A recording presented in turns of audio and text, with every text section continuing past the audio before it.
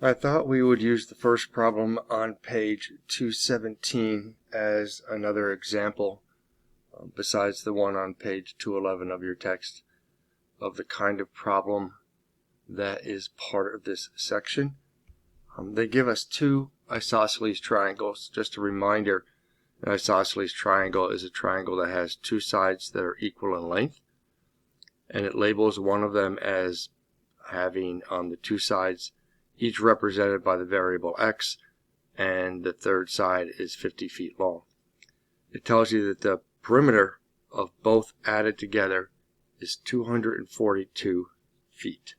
So we have to figure out what value to put in here that would make this and this the same triangles added together. In fact, I'll label this now. It tells you these are identical, so I can label this 50 feet and x and x. So x plus 50 plus x plus x plus 50 has to equal 242.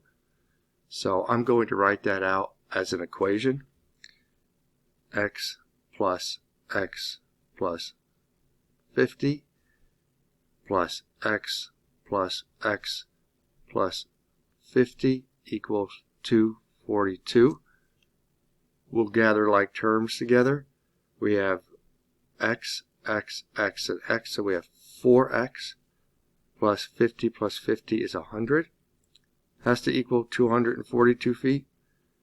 Now we just have an equation.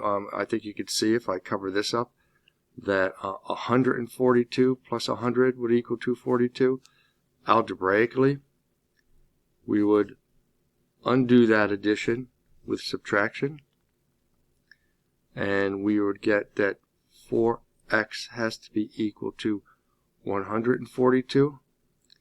Then we would undo this multiplication with division, and we would see in this case that x would have to be equal to 142 divided by 4, and we would get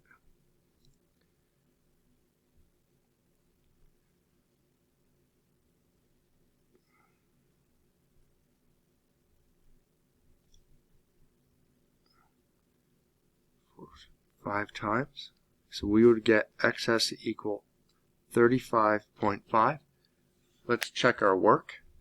If this is 35.5 and this is 35.5 and this is 35.5 and this is 35.5, we would get 35.5 plus 35.5 would give us 71 plus 50 would give us 121 feet here and 121 feet here. We add those together and we will get our 242 feet. So for these problems, I believe they're all dealing with the perimeter of a geometric figure or perimeter in some form. We simply have to break down how everything has to add together to equal the number that they are giving us, solve it algebraically, and then take our answer and put it back into the problem and check our work. Hopefully that helps. If you have any further questions, please feel free to email me.